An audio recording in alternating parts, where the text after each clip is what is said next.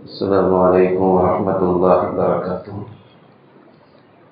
الحمد لله رب العالمين، والصلاة والسلام على رسوله خاتم النبيين وعلى آله الطيبين وأصحابه الطاهرين والمؤمنين والمسلمين كلهم أجمعين. أما بعد، أعوذ بالله من الشيطان الرجيم. بسم الله الرحمن الرحيم. وَاجْعَلُوا بُيُوتَكُمْ قِبْلَةً وَأَقِيمُوا الصَّلَاةَ وَبَشِّرِ الْمُؤْمِنِينَ. صدق الله العظيم.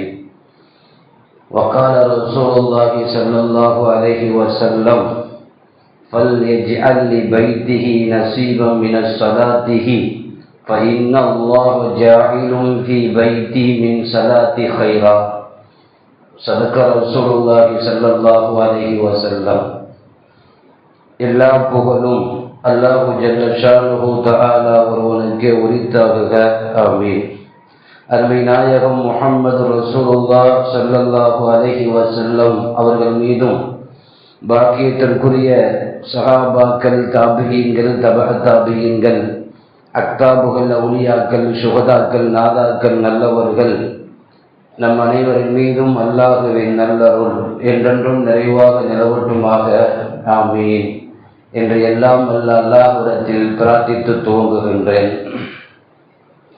அல்லாஹு ஜல்ல ஷானுஹு தஆலா மனித குலத்திற்கு அல்லாஹ் செய்திருக்கிற அருள் கொடைகளை எல்லாம் குர்ஆனிலே சொல்லுகிற இடங்களில் சுமார் 20க்கும் மேற்பட்ட அருள் கொடைகளை சூரா நஹ்ல் என்கிற தேனி அத்தியாயத்தில் பேசிக் கொண்டு வருகிற இறைவன் மனித சமுதாயத்திற்கு என்னென்ன அருள் வளங்களை கொடுத்தேன் என்கிற அந்த வசனத்தில் இந்த வார்த்தை அல்லாஹ் சொல்லுகிறான்: மனிதர்களுக்கு நாம் தங்குவதற்கு வீடு கொடுத்தோம் என்று குர்ஆனில் வீட்டை அருள் கொடையாக அல்லாஹ் சொல்லுகிறான்.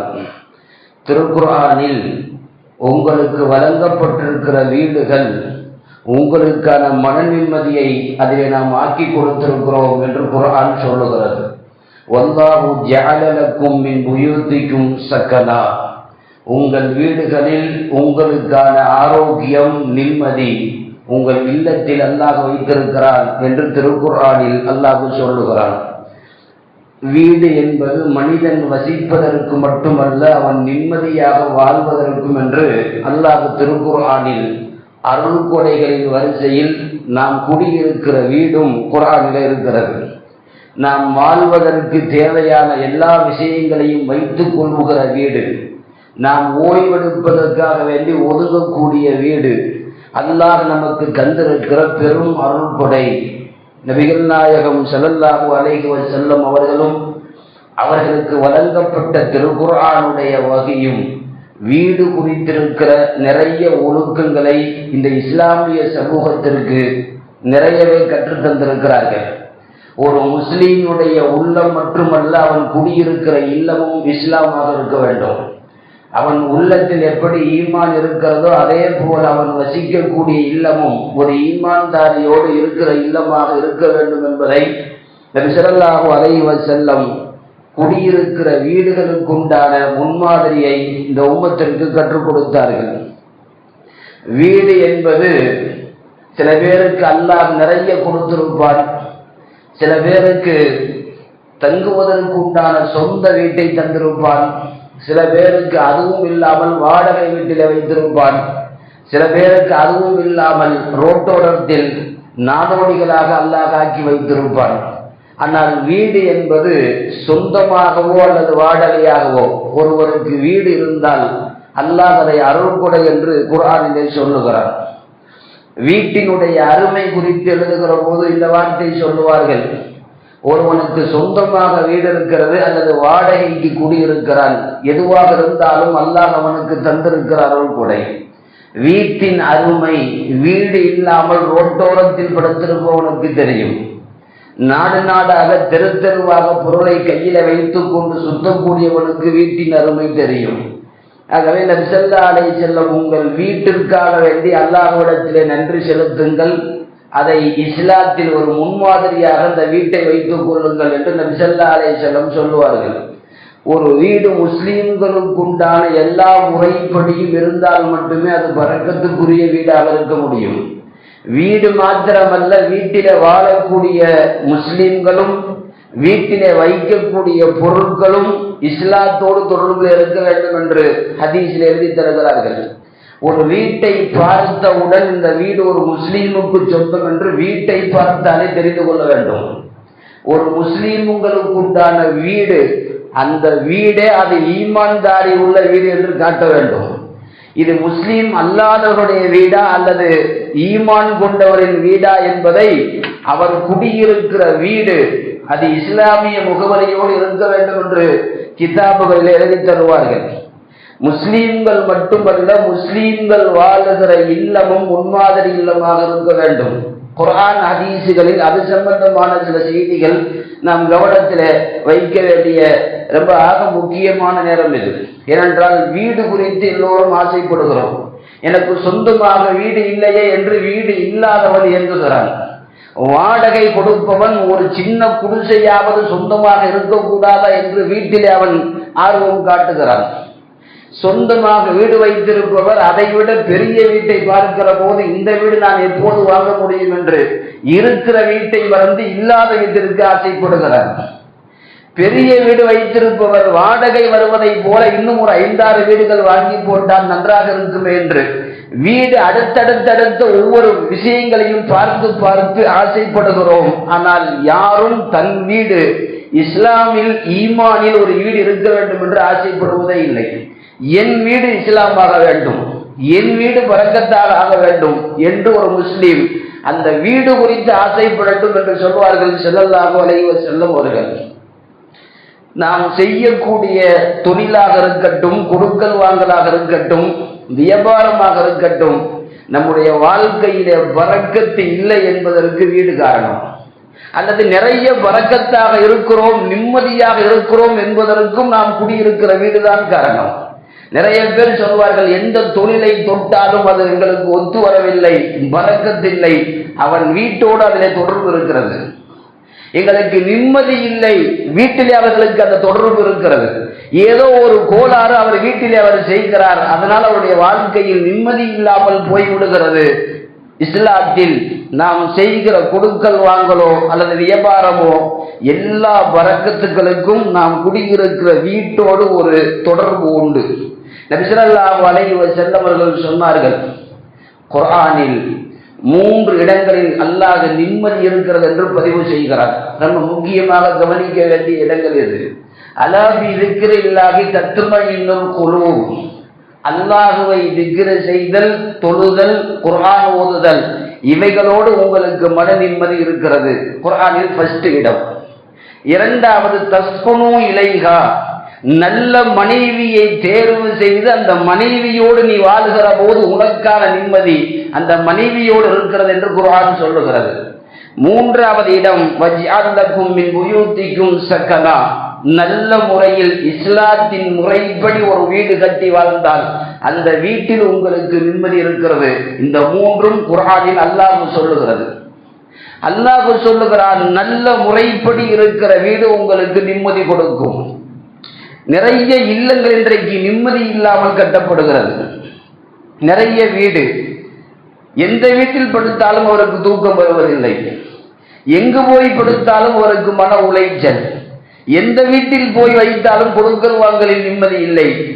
ஏன்? அந்த வீடு குறித்திருக்கிற சில செய்திகள் அவர் மார்க்கத்திற்கு முரணாக வைத்திருக்கிறார்.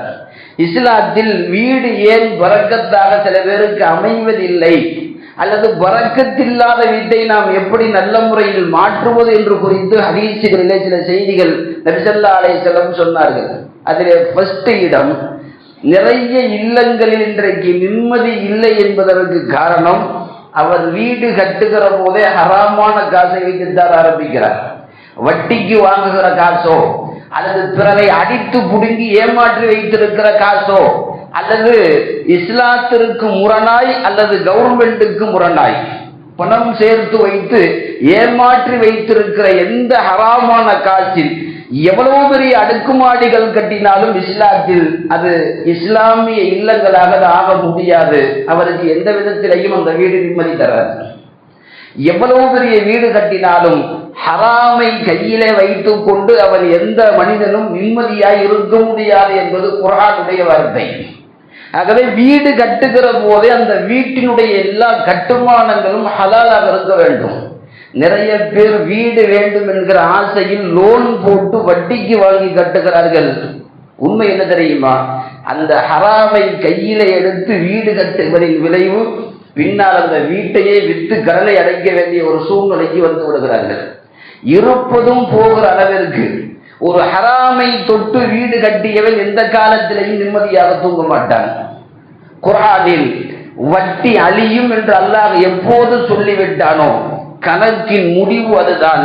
நீங்கள் கோடிகளில் பரிவர்த்தனை செய்யுங்கள், வட்டியோடு தொடர்புல இருந்தால் அதனுடைய முடிவு ஜீரோவில தான் வந்து நிற்கும். இந்த கணக்கின் முடிவுகளை அவன் போட்டது, அல்லாஹ் போட்டு வைத்து விட்டான். ஆகவே ஒரு வீடு கட்டுகிற போது அந்த வீட்டினுடைய எல்லா சூழலும் சிலவும் ஹலாலா இருக்க வேண்டும். ஹராமை வைத்துக் கொண்டு நீங்கள் நிம்மதியை எந்த வீட்டிலேயும் எதிர்பார்க்க முடியாது. இரண்டாவது, வீடு கட்டுகிற போது இஸ்லாத்திற்கு உட்பட்டு அல்லாஹ் ரசூலுக்கு பிடிக்காத எந்த ஒரு விஷயத்தையும் அந்த வீட்டுக்குள்ளே கொண்டு வந்து விடாமல் வீடு கட்ட வேண்டும். ஒரு வீடு கட்டுகிற போதே ஜோதிடம் துவங்குகிறது, சாஸ்திரம் தொடங்குகிறது. எந்த மூளை எங்கே இருக்க வேண்டும் என்று அவன் சொல்லுகிற முறைப்படி இவர் வீடு கட்டுகிறார். தன மூலையில நீங்கள் பீரோல் வைக்கிறவாள் உங்கள் ஹால் இருக்க வேண்டும், இந்த மூலையில இது இருக்க வேண்டும். எப்படியெல்லாம் அவன் போட்டு கொடுக்கிற கணக்கின்படிதான், மனையடி சாஸ்திரத்தின்படிதான் ஒரு இஸ்லாமியனுடைய வீடு இன்றைக்கு கட்டப்படுகிறது. ஒன்று தெரிந்து கொள்ளுங்கள், நபி ஸல்லல்லாஹு அலைஹி வஸல்லம் வீடு கட்டுகிற போது ஒரு வார்த்தை தான் சொன்னார்கள், நீங்கள் வீட்டினுடைய கழிவறையை கிப்லாவை முன்னோக்கியும் வைக்க வேண்டாம், பின்னோக்கியும் வைக்க வேண்டாம். ஒரு முஸ்லீமுடைய வீடு அப்படி இருக்கட்டும் என்று சொன்னார்கள். இது மட்டும்தான் ஹதீஸிலே வந்திருக்கிறது. ஒரு முஸ்லீம் வடக்கு பார்த்து கட்டாதே, தெற்கு பார்த்து கட்டாதே, மேற்கு பார்த்து கட்டாதே, எந்த வார்த்தையும் உலகத்தின் தூதர் ஸல்லல்லாஹு அலைஹி வஸல்லம் சொல்லவில்லை. இஸ்லாத்தில் அவன் கழிவறை கிப்லாவுக்கு முன்னோக்கியும் பின்னோக்கியும் இருக்க வேண்டாம். இது மட்டும்தான். அவன் எங்கு போய் வீடு கட்டினாலும் அவன் அங்கு தொழுதால் அந்த வீடு அவனுக்கு பரக்கத்தாக மாறும். இது பெருமானார் ஸல்லல்லாஹு அலைஹி வஸல்லம் இஸ்லாத்தினுடைய வீடு எப்படி இருக்க வேண்டும் என்பதற்கு இந்த முகவரி மட்டும்தான் காட்டினார்கள். ஒரு வீடு கட்டுகிற போதே இன்றைக்கு நிறைய சாஸ்திரம் சம்பிரதாயங்கள் என்றெல்லாம் சொல்லி கட்டுகிற வீடு உண்மையாய் அல்லாஹ் ரசூலுக்கு முரணாய் அவர் எவ்வளவு பெரிய அடுக்குமாடிகளை கட்டினாலும் அந்த வீடு அவருக்கு நிம்மதி கொடுக்காது. மூன்றாவது, ஒரு வீடு நமக்கு பரக்கத்தாய் அமைய வேண்டும் என்றால் குர்ஆனில் அல்லாஹ் இந்த வார்த்தை சொல்லுகிறான், வஜ்அலு புயூத்தகும் கிப்லா, உங்கள் வீடுகளை கிப்லாவாக ஆக்கிக் கொள்ளுங்கள். கிப்லா என்றால் தொழும் இடமாக ஆக்கிக் கொள்ளுங்கள். வகீமுஸ் ஸலா, நீங்கள் தொழக்கூடிய தொழுகையில் சில பகுதி வீடுகளில் இருக்கட்டும். வபஷ்ஷிரில் முஃமினீன், அப்படி தொழக்கூடிய மூமின்களுக்கு வீட்டிலேயும் சஜிதா செய்யக்கூடிய அந்த மூமின்களுக்கு வாழ்த்து உண்டாகட்டும் என்று குர்ஆன் அவருக்கு வாழ்த்தும் சொல்லுகிறது. பொதுவாக ஒரு வீடு என்பது நமக்கு கிப்லாவாக இருக்க வேண்டும். பள்ளிவாசலிலே தொழுவார், பள்ளிவாசலிலே ஓதுவார், பள்ளிவாசலிலே திக்ர் செய்து விடுவார். ஒரு முஸ்லிமின் இபாதத் என்பது பள்ளியோடு மாத்திரம் சுருங்கி போய்விடக்கூடாது. வீட்டிலேயும் சில இபாதத்துகள் நடக்க வேண்டும். எந்த வீட்டில் தொழுகை இல்லையோ அது முஸ்லிம்களுக்கு உண்டான வீடாக அது இருக்க முடியாது. எந்த வீட்டில் அவர் தொழாமல் சஜிதா செய்யாமல் எந்த வீட்டில் இருப்பாரோ அந்த வீடு அவருக்கு பரக்கத்தாகவும் இருக்காது. நபி ஸல்லல்லாஹு அலைஹி வஸல்லம் ஒரு வீட்டிலே நீங்கள் தொழுகுங்கள் என்று சொன்னார்கள்.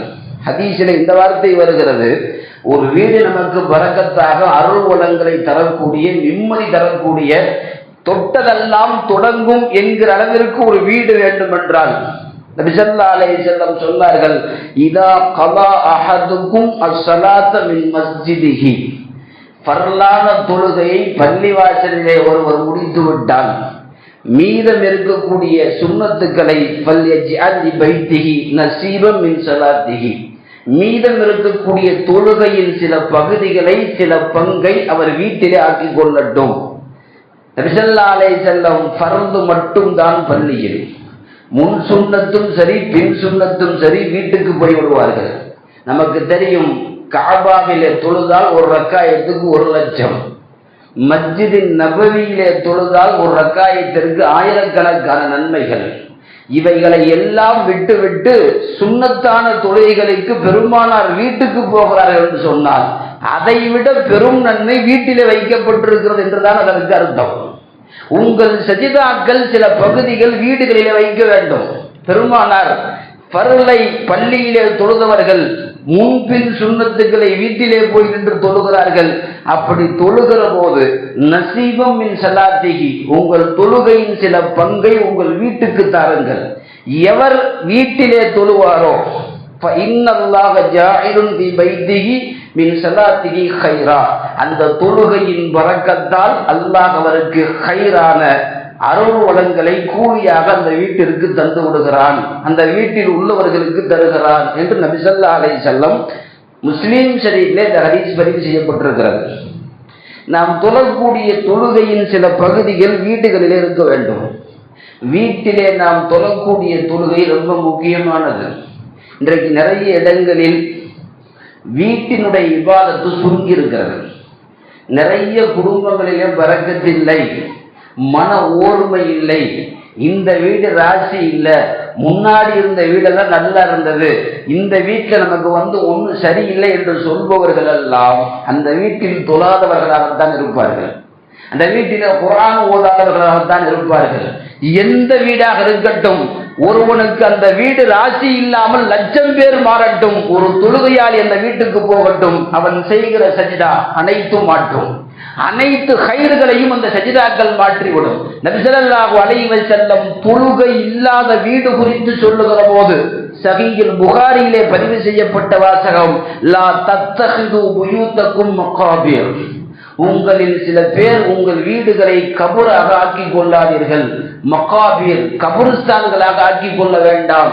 எந்த வீட்டில் குர்ஆன் ஓதப்படவில்லையோ, எந்த வீட்டில் அல்லாஹ்வுடைய வார்த்தைகளை கொண்டு திக்ர் செய்யப்படவில்லையோ, எந்த வீட்டில் உபரியான தொழுகைகளின் சஜிதாக்கள் நடைபெறவில்லையோ அந்த வீடு முஸ்லீம்களின் வீடு அல்ல, அது பிணங்களை அடக்கக்கூடிய கபர் என்று சொன்னார்கள் ஸல்லல்லாஹு அலைஹி வஸல்லம் அவர்கள். கபர் என்பது மனிதன் வாழக்கூடிய பகுதி அல்ல, கபர் என்பது வேளாண்மை பகுதி அல்ல, கபருஸ்தான் என்பது கொடுக்கல் வாங்கல் செய்கிற ஒரு பகுதி அல்ல, கபர் என்பது எல்லோரும் தங்குவதற்கு உண்டான பகுதியும் அல்ல. எந்த அமலும் நடைபெறாமல் அடக்கம் மட்டும் நடைபெறக்கூடிய பகுதி தான் கபருஸ்தான். ஆனால் முஸ்லிம்களின் வீடுகள் அங்கே தூங்குவதும் எந்திரிப்பதும் மட்டும்தான் இருக்கிறது என்று சொன்னால் அது கபர் என்று பெருமானார் சொல்லுகிறார்கள். இவர் சாப்பிடுவதற்கும் தூங்குவதற்கும் மட்டும் வீடு அல்ல, சில இபாதத்துகள் முஸ்லீம்களின் வீடுகளில் நடைபெற்றாக வேண்டும். நபி ஸல்லல்லாஹு அலைஹி வஸல்லம் அவர்கள் தொழாத வீடு குறித்து பேசுகிற எல்லா இடங்களிலேயும் அது வீடு அல்ல கபர் என்று சொன்னார்கள். இஸ்லாமிய வீடு இன்றைக்கு 90% பேருடைய வீடு கபருஸ்தானாகத்தான் இருக்கிறது. தொழுகை இல்லை, அல்லாத மறதிக்கு கூட அங்க சொல்றது இல்லை, திக்ர் இல்லை, குர்ஆன் ஓதுறது இல்லை, 24 மணி நேரமும் அல்லாஹ் அக்பர். இன்றைக்கெல்லாம் கையிலே மொபைல் வந்ததற்கு பிறகு, இன்டர்நெட் கனெக்ஷன் வந்ததற்கு பிறகு, லேப்டாப்புகள் விரிவாக்கம் பெற்றதற்கு பிறகு முழுக்க இன்றைக்கு அது வேறு மாதிரியான சூழ்நிலை உருவாக்கிறதுக்கே தவிர மறதிக்கும் கூட குர்ஆனை எடுத்து வைக்கிற வீடுகள் 100% இல்லாமல் போயிருக்கிறது. ஒரு மகரிபுக்கு பிறகு கேட்கிற வாக்கியா சத்தங்களும் குர்ஆன் ஓதுகிற சத்தங்களும், தெருவிலே நடந்து போனால் முன்னோர்கள் ஒரு காலத்திலே ஓதுகிற போது குர்ஆனுடைய சத்தம் கேட்ட வீடுகள் எல்லாம் இன்றைக்கு சீரியல் சத்தமும் செல்போன்களுடைய சத்தமும் தான் கேட்டுக்கொண்டிருக்கிறது. எப்படி அந்த வீட்டில் அவருக்கு பரக்கத்தாகும்? ஒன்றுமே இல்லாத குடிசையிலே வாழ்ந்த காலத்திலே கொட்டிய பரக்கத் இன்றைக்கு கோடிகளிலே வரவில்லாமல் போயிருக்கிறது. இவர் கோடிகள் வைத்திருக்கிறார், மன நிம்மதி இல்லாமல் உணர்ந்து போகிறார். ஹதீஸில் இருக்கிறது, உங்கள் இபாதத்துக்கள் தடை பெற்றால், உங்கள் இபாதத்துக்கள் செய்ய முடியாமல் தடையானால் நீங்கள் நோய்களை எதிர்பாருங்கள், அதிகமான தற்கொலைகளை எதிர்பாருங்கள். மன நிம்மதி இல்லாத ஒரு வாழ்க்கை அங்கே அல்லாஹ் ஏற்படுத்தி வைப்பார். நாம் யோசித்து பார்க்கிறோம், இஸ்லாத்தினுடைய பார்வையில் ஒரு இபாதத் நடந்தால் மட்டுமே அது வீடாக இருக்க முடியும். இன்றைக்கெல்லாம் ஃபஜ்ர் தொழுகைக்கு எழுகிற வீடுகள் எத்தனை? யோசித்து பாருங்கள். ஃபஜ்ர் தொழுகைக்கு 100க்கு கிட்டத்தட்ட 98% முஸ்லீம்களின் குடும்பம் கதவு சாத்தப்பட்டு தான் இருக்கிறது. அல்லாஹும்ம பூரிக்லி பி பூரி உம்மத்தி, யா அல்லாஹ் என்னுடைய உம்மத்திற்கு அதிகாலை நேரத்தில் பரக்கத்து செய்வாயாக. இது பெருமானார் கேட்ட துவா. அல்லாஹும்ம பாரிக்லி உம்மத்தி புகூரிஹா, அதிகாலை நேரத்தில் என் உம்மத்துக்கு பரக்கத்து செய். இவர் கேட்ட துவா அல்ல, பெருமானார் கேட்ட துவா. எவரெல்லாம் ஃபஜ்ருக்கு ஒரு வீடு திறக்கப்படுகிறதோ அந்த துவா அவருக்கு அன்றைக்கு அது கபூலாகிறது என்று அதற்கு அர்த்தம். அதிகாலை நேரத்தில் ஒரு வீடு ஃபஜ்ருக்கு தயாராகிவிட்டால் அந்த வீடு பரக்கத்து செய்யப்பட்ட வீடு. நீங்கள் யோசித்து பார்க்கிறோம், உலகத்தினுடைய விஷயங்களை நாம் சுற்றி பார்க்கிறோம். காலை நேரத்தில் மாற்று மதத்தை சார்ந்தவர் கூட வீட்டிலே எழுந்து அவர்கள் வாசல் தெளித்து கோலம் போடுகிறார்கள் 5:30 மணிக்கு. பிராமணருடைய குடும்பங்களில் இன்றைக்கும் நீங்கள் போய் பார்க்கலாம். அவர்கள் வசிக்கக்கூடிய பகுதிகளை நீங்கள் வண்டி எடுத்துக்கொண்டு காலையில் போங்க, 4 மணிக்கெல்லாம் வீட்டில் லைட் எரியும். பிராமணர் குடும்பத்தில் 4 மணிக்கு மேல் அவன் படுக்கக்கூடாது. அது அவர்களுடைய சட்டம், அது சாஸ்திரத்தின் சட்டம். அது யாரெல்லாம் ஒரு சமூகம் தங்களை காலையில எழுந்து கொள்ளவில்லையோ அவர்களுக்கு அது முசீபத் என்று உணர்ந்து வைத்திருக்கிறது. ஆனால் தஹஜ்ஜத் நேர தொழுகையிலிருந்து தொழ வேண்டிய ஒரு முஸ்லிம் அல்லது தஹஜ்ஜத்திற்குத்தான் எழவில்லை, ஃபஜ்ருக்காவது எழ வேண்டும் என்று கடமையாக்கப்பட்டிருக்கிற முஸ்லிம் குடும்பம் காலை 8 மணி வரை உறங்குகிறது என்று சொன்னார். அல்லாஹ் அக்பர். அந்த குடும்பம் எப்படி பரக்கத்தாகும், அந்த வீடு எப்படி பரக்கத்தை கொடுக்கும்? நாம் யோசித்து பார்க்கிறோம். ஃபஜ்ர் தொழாதவனின் குடும்பம் அது புலம்பித்தான் அந்த குடும்பம் போகும். அந்த எந்த விதமான பரக்கத்துகளும் அந்த குடும்பத்திலே உண்டாகாது. என்னுடைய வீட்டை நான் அப்படி டெக்கரேஷன் செய்து வைத்திருக்கிறேன். டைல்ஸ் என்னால தெரியுமா, அது எந்த நாட்டிலிருந்து வந்திருக்கு, நான் கட்டி இருக்கக்கூடிய உள்ளே வைத்திருக்க பொருள் எல்லாம் இந்த நாட்டிலிருந்து இறக்குமதியாக இருக்கிறது என்றெல்லாம் பீத்திக் கொள்கிறோம். அதை பெருமைப்பட பேசிக் கொள்கிறோம். என் வீட்டினுடைய டெக்கரேஷனை வந்து பார், ஷோகேஸுகளை வந்து பார் என்றெல்லாம் ஒரு வீட்டையே கொண்டு வந்து நாம் பிரம்மாண்டமாய் காட்டுகிறோம் இல்லையா? நபி ஸல்லல்லாஹு அலைஹி வஸல்லம், உங்கள் வீட்டை இதை கொண்டு டெக்கரேஷன் செய்யாதீர்கள், இக்ரிமு புயூத்தக்கும், உங்கள் வீட்டை நீங்கள் அழகுபடுத்துங்கள், சங்கைப்படுத்துங்கள், பிபஅலி ஸலாத்திக்கும், ஃபர்லான தொழுகையை பள்ளியிலே தொழுதுவிட்டு உபரியான எல்லா தொழுகையும் உங்கள் வீட்டிலே தொழுது தொழுகையை கொண்டு சங்கைப்படுத்துங்கள். ரசூலுல்லாஹ் வாழ்ந்த வீடு அதுக்கு மாடி அல்ல. பல பேர் உட்கார்ந்து விருந்து உண்ணக்கூடிய அளவிற்கு பெரிய ஹால் கொண்ட வீடு அல்ல. 4 ஜனாசாக்களை படுக்க வைத்தால் பெருமானாருடைய டோட்டல் வீடு முடிந்து விட்டது. அதற்குள் தான் தொழுகை, அதற்குள் தான் உணவு, அதற்குள் தான் தாம்பத்தியம், அதற்குள் தான் உறக்கம். எந்த விருந்தாளி வந்தாலும் அதற்குள் தான் கண்ணியப்படுத்துதல், அதற்குள்ளே தான் உணவு சமைத்தல். எல்லாம் 4 ஜனாசால் வைக்கக்கூடிய ஒரு சின்ன இடத்தில் தான் உலகத்தின் தூதர் ஸல்லல்லாஹு அலைஹி வஸல்லத்தை அல்லாஹ் வாழ வைத்தார். ஒரு சின்ன வீடாக இருந்தாலும் உங்கள் செய்கிற வீட்டின் இபாதத்து தான் அதற்கு டெக்கரேஷனாக அழகாக இருக்க முடியும்.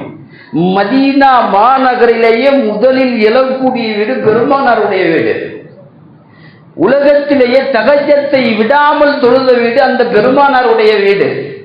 எல்லா உபரியான தொழுகையும் தொடர்ந்து இபாதத்து செய்த வீடு அந்த வீடு. உலகத்தில் அந்த 4 ஜனாசாக்கள் வைக்கக்கூடிய வீட்டுக்கு மேல வேற எந்த வீடு கிடையாது. நாம் இடங்களிலே அளக்கிறோம், சதுர அடிகளில் அளக்கிறோம், ஏக்கரிலே அளக்கிறோம் என் வீடு பெரிய வீடு என்று. ஆனால் அல்லாஹ் சொல்லுகிறான், நீ தொழுகையிலே எத்தனை சஜிதாக்கள் உன் வீட்டில் நடக்கிறதோ அதுதான் அல்லாஹ்விடத்திலே பெரிய வீடு. அதனால்தான் ஒரு சின்ன குடிசையிலே ரசூலுல்லாஹ்வை வாழ வைத்து எல்லா வீட்டிற்கும் அந்த வீட்டை அல்லாஹ் முன்மாதிரியாக ஆக்கி வைக்கிறார். நாம் யோசிக்க வேண்டும் தோழர்களே, நம்முடைய ஜனாசாக்கள் வைக்கக்கூடிய இடம் நம்முடைய வீடு. எங்கு போய் மௌத்தானாலும் சில இடங்களில் ஜனாசா வீட்டுக்கு வந்துவிடும். எங்கு போய் சுற்றினாலும் தூங்குவதற்கு வீட்டுக்கு வருகிறோம். என்ன போய் சம்பாதித்தாலும் கொண்டு வந்த பொருளை வீட்டில வைக்கிறோம். எங்கையெல்லாம் போய் சுற்றினாலும் நிம்மதியாக அல்லாஹ் என்று தலை சாக்கிய இடம் நம்முடைய வீடு. இது எல்லாம் ஒன்று சேருகிற இடத்தில் நாம் என்ன சஜிதாக்கள் செய்திருக்கிறோம் என்பதை ஒரு முஸ்லிம் எண்ணி பார்க்க வேண்டும். பள்ளியோடு நம்முடைய தொழுகை முடியக்கூடாது, பள்ளியோடு நம்முடைய எல்லா விதமான இபாதத்தும் சுருங்கக்கூடாது.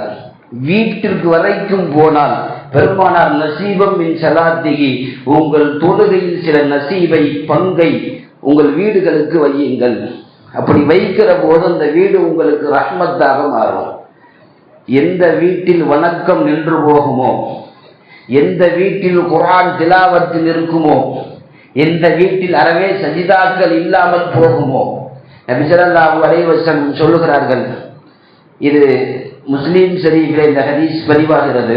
ஜாபிர் ரலியல்லாஹு அன்ஹு அறிவிப்பு செய்கிறார்கள், எந்த வீட்டில் இந்த இபாதத்துக்கள் எல்லாம் இல்லாமல், அல்லாஹுவை உச்சரிக்கக்கூடிய எந்த திக்ரும் இல்லாமல் ஒரு வீடு இருந்தால், அந்த வீட்டு வாசலிலே நின்று கொண்டு ஷைத்தான் அழைக்கிறானாம், லா மபீத லக்கும் வலா அஷாஹ, அழைக்கிறானாம். எந்த வீட்டிலே தொழுகை நடந்து விட்டது, அல்லாஹ்வை திக்ர் செய்கிறார், அவர் உறங்குகிற போது துவா ஓதுகிறார், சாப்பிடுகிற போது ஓதுகிறார், அவர் அங்கே குர்ஆன் ஓதுகிறார், திலாவத்து செய்கிறார், அந்த வீட்டு வாசலிலே ஷைத்தான் நின்று கொண்டு சொல்லுகிறான், வலா மபீத லக்கும் வலா அஷாஹ, இந்த வீடு நமக்கான வீடு அல்ல, இந்த வீட்டிலே நீங்கள் யாரும் உள்ளே நுழையக்கூடாது, இங்கே தங்குவதற்கு நமக்கு இடம் இல்லை, இங்கே சாப்பிடுவதற்கும் உணவு இல்லை, தடுக்கப்பட்டிருக்கிறது. ஏன் அவன் போய் அறிவிப்பு செய்கிறான்? அல்லாஹ்வுடைய வார்த்தை ஓதப்பட்ட வீட்டில் மலக்குமார்கள் காவலுக்கு இருக்கிறார்கள், உள்ளே ஷைத்தான் போனால் வெட்டு விழுகும், அடி விழுகும். அதை பயந்து கொண்டு தன்னுடைய சகாக்களை காப்பாற்றுவதற்கு ஷைத்தான் அப்படி செல்கிறான். யாரும் உள்ளே வராதீர்கள், இங்கே உங்களுக்கு தங்குவதற்கும் இடமில்லை, தின்பதற்கும் உணவில்லை, வெளியே போய்விடுங்கள் என்று அறிவிப்பு செய்கிறார். எந்த வீட்டில் தொழாமல் திக்ரு செய்யாமல் 24 மணி நேரமும் உலகத்தினுடைய காரியங்களும் மோகங்களும் பேச்சுவார்த்தைகளும் சிரிப்பு சத்தங்களும் ஒரு தியேட்டரை போல ஒரு குடும்பம் அங்கே படம் பார்த்து கொண்டே இருக்கிறது என்று சொன்னால், அந்த குடும்பத்தினுடைய வாசலிலே அதே ஷைத்தான் நின்று கொண்டு சொல்லுகிறான், அதலகுத்துகும் மபீத வஅஷாஹ, நீங்கள் தங்கக்கூடிய இடம் இங்கு இருக்கிறது, வாருங்கள் வாருங்கள், அறிவிப்பு செய்கிறான், ஏலான் செய்கிறான். இவன் மட்டுமல்ல, ஊர் உலகத்தினுடைய எல்லா ஷைத்தான்களையும் கூப்பிடுகிறான், வாருங்கள் உள்ளே, உங்களுக்கான உணவு தயார், நீங்கள் படுப்பதற்கு இங்கே இடம் தயார், வாருங்கள் வாருங்கள் என்று கூப்பிட்டு ஷைத்தான் எல்லா ஷைத்தானையும் தங்க வைப்பதாக ஹதீஸில் இருக்கிறது. நாம் யோசிக்கிறோம், ஒரு செய்தான் வந்தாலே அது உருப்படாது என்றால், ஊர் செய்தானை எல்லாம் கொண்டு வந்து நம்ம வீட்டிலே படுக்க வைத்தால் அந்த குடும்பம் எப்படி நிம்மதியாக தூங்க முடியும்? அந்த குடும்பத்தில் எப்படி பரக்கத்து இருக்கும்? நாம் யோசிக்க வேண்டும். ஒரு வீடு நல்ல முறையில் நமக்கு ஹைராக அமைய வேண்டும் என்றால் உண்மை அதுதான், நீங்கள் சில சஜிதாக்களை உங்கள் வீடுகளில் செய்துதான் ஆக வேண்டும். நபி ஸல்லல்லாஹு அலைஹி வஸல்லம் பரக்கத்திற்காக வேண்டி சொல்லப்பட்ட நிறைய செய்திகளில் ஆக முக்கியமான செய்திகள் மட்டும் அனஸ் ரலியல்லாஹு அன்ஹுவை கூப்பிட்டு சொன்ன வார்த்தை சஹீஹ் புகாரியில் இருக்கிறது. அனஸ் ரலியல்லாஹு அன்ஹுவை கூப்பிட்டு நபி ஸல்லல்லாஹு அலைஹி வஸல்லம் சொன்னார்கள், யா அனஸ், எனக்கு நிறைய உதவி செய்திருக்கிறாய், ஹிதுமத்து செய்திருக்கிறாய், அதற்கு நான் உனக்கு சில செய்திகளை கற்றுக் கொடுக்கிறேன் என்று சொல்லி, இதா தகல்த அலா அஹ்லிக ஃபஸல்லி, நீ உன் குடும்பத்தில் எப்போது உள்ளே நுழைந்தாலும் உன் குடும்பத்தில் உள்ளவர்களுக்கு சலாம் சொல்லி விட்டு உள்ளே போ. அஸ்ஸலாமு அலைக்கும் ரஹ்மத்துல்லாஹி பரக்காத்துஹு என்று சலாமை கொண்டு உன்னுடைய வீட்டிற்குள்ளே நுழை. அப்படி உள்ளே போகிற போது எப்பூனு பரக்கத்தின் அலைக்க வாழா அஹ்லி பைத்திக, உனக்கும் உன் குடும்பத்திற்கும் அல்லாஹ் அதை பரக்கத்தாக ஆக்கி வைக்கிறார். ஒரு சலாமால் குடும்பம் பரக்கத்தாகிறது. வீடுகளில் சொல்லுகிற சலாமால் கொடுக்கல் வாங்கல் நிம்மதி உள்ளிட்ட வீட்டினுடைய அனைத்து காரியங்களையும் அல்லாஹ் சிறப்பாக்கி வைக்கிறார். ஒரே ஒரு சலாம் மட்டும்தான். நாம் யோசிக்க வேண்டும், எத்தனை பேர் வீடுகளில் சலாம் சொல்லுகிறோம்? சலாம் சொல்லுகிற குடும்பத்தில் அஸ்ஸலாமு அலைக்கும் என்பது மனிதன் கண்டுபிடித்தது அல்ல, மனிதனுடைய வார்த்தையும் அல்ல. சலாம் என்பது அல்லாஹ்வுடைய 99 பெயரில் ஒரு பெயர். அல்லாஹ்வின் பெயர் எங்கு சொல்லப்பட்டாலும் பரக்கத்தாகும். அஸ்ஸலாமு அலைக்கும், உங்கள் மீது அல்லாஹ்வுடைய நிம்மதி சாந்தி உண்டாகட்டும் என்று வீட்டிலே கேட்கப்படுகிற துவாவும், அதற்கு உங்கள் மீதும் அல்லாஹ்வுடைய சாந்தி உண்டாகட்டும் என்று அவர்கள் பதில் சொல்லக்கூடிய துவாவும், இந்த ரெண்டும் இவருடைய வீட்டில் இருந்து வெளியானால் அது அவருக்கு நிம்மதியைத்தான் அந்த வீடு கொடுக்கும், அதில் அவருக்கு லாபத்தை தான் அந்த வீடு கொடுக்கும். நபி ஸல்லல்லாஹு அலைஹி வஸல்லம் சலாத்தை கொண்டு உள்ளே நுழையுங்கள் என்று சொன்னார்கள். அதே போல் தொழுவதற்குண்டான இடங்களை ஒதுக்கி தொழுவது போல் நீங்கள் குர்ஆன் ஓதுவதற்கும் ஒரு இடத்தை ஒதுக்கி கொள்ளுங்கள். குர்ஆனை ஓதுகிற எந்த இல்லமும் எந்த உள்ளமும் நஷ்டப்படாது. கொஞ்சமாவது ஒரு நாளைக்கு 3 ஆயத்துக்களை கூட ஒரு குடும்பத்தில் ஒரு வீட்டில் ஓதப்படவில்லை என்றால் அது மனிதர்கள் வீடுகிற வீடு அல்ல, வாழுகிற வீடு அல்ல, அது பாலடைந்த ஷைத்தான்கள் இருக்கிற இல்லம். இது ஹதீஸ்ல அப்படியே வருது. குடும்பத்தில் வாக்கையா மகரிபுக்கு பிறகு ஓதுங்கள், ஹதீஸ்ல இப்படியே வருது. வீட்டுல செய்ய வேண்டிய அமல், அவர் பள்ளியில தொழுகிறாரு, பள்ளியில சஜிதா செய்கிறாரு, பள்ளியில நிறைய நேரம் உட்கார்ந்து இபாதத் செய்கிறாரு வேற. இவர் வீட்டில் இவர் என்ன செய்தார்? வாக்கியாவை எவர் தன் வீட்டிலே உட்கார்ந்து ஓதுவாரோ, வாக்கியா என்பது பள்ளியிலே ஓதுவதல்ல, வாக்கியா என்பது அவர் தெருவிலே ஓதுவதல்ல, இவர் வீட்டிலே உட்கார்ந்து ஓதுவது. நபி ஸல்லல்லாஹு அலைஹி வஸல்லம் எந்த குடும்பத்தில் மகரிபுக்கு பிறகு அவர் வீட்டிலே உட்கார்ந்து கொண்டு சூரத்துல் வாக்கியா ஒரு 2 பக்கம் அதை எடுத்து ஓதினால் 10 நிமிஷம் கூட ஆகாது, 5 நிமிஷத்துல முடிஞ்சிடும். இந்த வாக்கியாவை ஓதக்கூடியவருக்கு ஃபாக்கத்தன் அபதா, வறுமை எந்த காலத்திலையும் வீட்டுக்குள் வராது. இவர் குடிசை வீட்டில தானே இருக்கிறார், இவருக்கு வாக்கியா ஓதுனா அது மாளிகையா மாறிடுமா, வறுமை வராம போயிரும் சொல்றாங்களே, இப்ப நிறைய காசு வருமா என்றெல்லாம் நாம் எண்ணுவோம். சூரா வாக்கியாவுக்கு பிறகு எழுதுகிறார்கள், அல்லாஹ் நினைத்தால் மண்ணும் கூட மாளிகையாக மாறும். அல்லாஹ் மாற்றி இருக்கிறார். வாக்கியாவினுடைய பவர் என்ன தெரியுமா?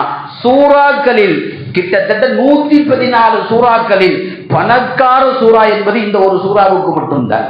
நம்ம கேள்விப்பட்டது இன்னைக்கு மகரீப்ல இருந்து ஓதியர்னு சொல்லிட்டு ரொம்ப வீராப்பா சொல்லிட்டு போவார், 2 நாளைக்கு தாண்டாது. ஒரு அமல் தொடர்ந்து செய்கிற போதுதான் நம்முடைய அசலாத் என்பது வெளிப்படும். 2 நாள் 3 நாள் நம்ம கொஞ்சம் ஆர்வ கோளாறுல முத்தி போயிடும். அப்படி இருக்கா, பரவாயில்ல, இனி மௌத்து வரைக்கும் விடக்கூடாது அப்படின்னு நினைச்சிட்டு போனவருக்கு 2 மகரீபு தாண்டாது. 3வது மகரீபு முக்கியமான ஜோலி டிவியில இருக்கும்.